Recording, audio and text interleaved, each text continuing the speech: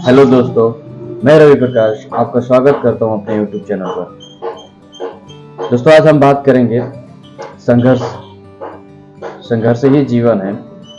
जो मुस्कुरा रहा है उसे दर्द ने पाला होगा, जो चल रहा है उसके पाँव में छाला होगा। और ऐसे ही नहीं बनता कोई महान बिना संघर्ष के।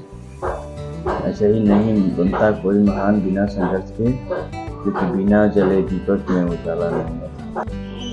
एक दिन किसान गुस्से में आसमान की ओर देखा और बोला, भगवान, आप तो सर्वज्ञाता हैं। आप सब जानते हैं कि आपकी मर्जी के बगैर एक पत्ता नहीं हिल सकता। लेकिन मुझे तो लगता है कि आप एक छोटी सी बात भी नहीं जानते हैं, छोटी सी बात भी नहीं समझते हैं। आपको तो ये भी नहीं पता कि खेती बाड़ी कैसे होती है।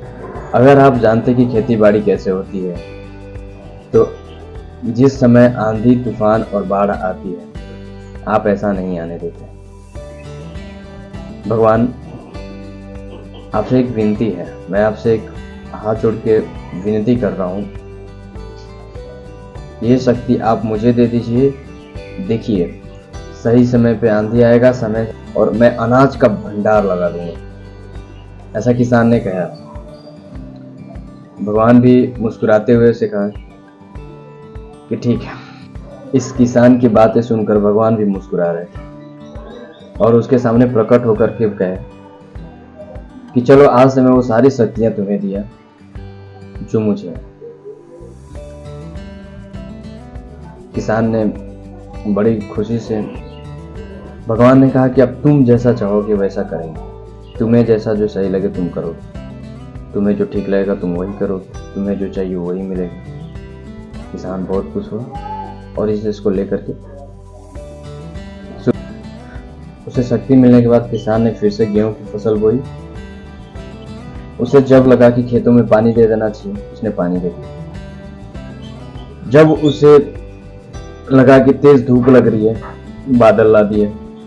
जब उसे लगा कि आंधी आ रही है, आंधी रोक दिया। जब उसे लगा कि बाढ़ आ रही है, उसने उसे भी रोक दिया और पौधों को किसी चीज का सामना नहीं करने दिया। एक दिन क्या हुआ कि एक दिन किसान खेत में गया। खेत में जाने के बाद देखा कि उसकी फसल इतनी लहला रही थी, इतनी हरी भरी थी, इतनी दिख रही थी चमचम। जब गेहूं काटने की बारी आई और किसान जब गेहूं काटने गया तो उसमें कुछ भी नहीं पाया। उसमें दाने नहीं लगे थे। फसल दिखने में अच्छी दिख रही थी, सब कुछ अच्छा था, पर उस फसल में कोई दाने नहीं थे। फिर अब लगा चिल्लाने, कहा, प्रभु, आप हमारे साथ ऐसा नहीं कर सकते। फिर भगवान प्रकट हुए और कहे कि देखो, तुम्हें जो चाहिए था हमने तुम्हें दे दिया। तुम्हें जो चाहिए था हमने दे दिया। सबसे बड़ी गलती तुमने ये किया कि इसको किसी भी परिस्थिति में ढलने ही नहीं दिया।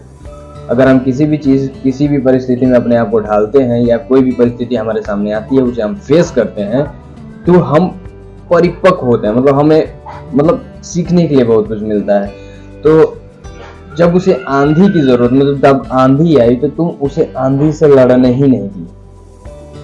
जब बाढ़ आई तुम बाढ़ में आने ही नहीं दी। जब तेज धूप हुई उसे धूप का सहन नहीं होने दिया।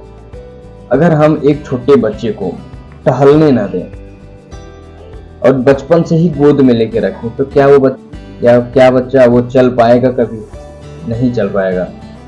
भगवान उसे यही कहना चाहते थे कि देखो, विपरीत परिस्थितियां और हमारी परेशानियां हमें परेशानी में डालती नहीं, हमें और निखारने के लिए आती हैं।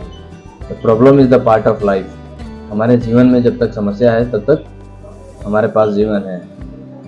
तो भगवान हमारे जीवन में अगर परिस्थितियां भेजते हैं, जैसे हमारे जीवन में प्रॉब्लम भेजते हैं, अगर हमारे लिए ऐसा लगता है कि नहीं उस चीज़ के लिए हम ही बने हैं, तभी वो हमें भेजते हैं। अगर हम उस सपोज मानो कि एक घोड़ा है, तो घोड़े को रेस में इसलिए लेके जाया जाता है क्योंकि उस लायक वो होता है, उस लायक वो तैयार किया गया होता है, तब जाके उस घोड़े को उस रेस में लेके जाया जाता है। तो भगवान भी यही चीज कह रहे थे उसे कि देखो, किसी भी परिस्थिति में तुमने उसे सहन करने नहीं दिया। जो पौधा था, तुमने उसे किसी भी प्राकृतिक परिस्थिति में ढलने नहीं दिया, इसलिए फसल दिखने में अच्छी थी, हरी भरी थी, दाने तक नहीं लगे। सोचो, तो कहीं ना कहीं कोई कमी हो ही जाती है। तो हमारे साथ कभी ऊंचा, कभी चढ़ाव आता है, कभी उतार आता है। तो हमारे जीवन में जो चीज़ होता है वो हमें निखारने के लिए आता है। अगर हमें ठोकर लगती है तो हमें अगली बार याद रहता है कि वहाँ नहीं, वहाँ जाएंगे तो हमें ठोकर लगेगी। कितना सही कहा ना कि जिंदगी जीना आसान नहीं होता और बिना संघर्ष के कोई इंसान महान नहीं होता। और जब तक ना लगे चोट पत्थर पे, तब तक पत्थर भी भगवान नहीं है। दोस्तों, इस कहानी का मतलब यही था कि हमारे जीवन में जो भी परिस्थितियाँ आती हैं उन्हें चैलेंज समझ के एक्सेप्ट करें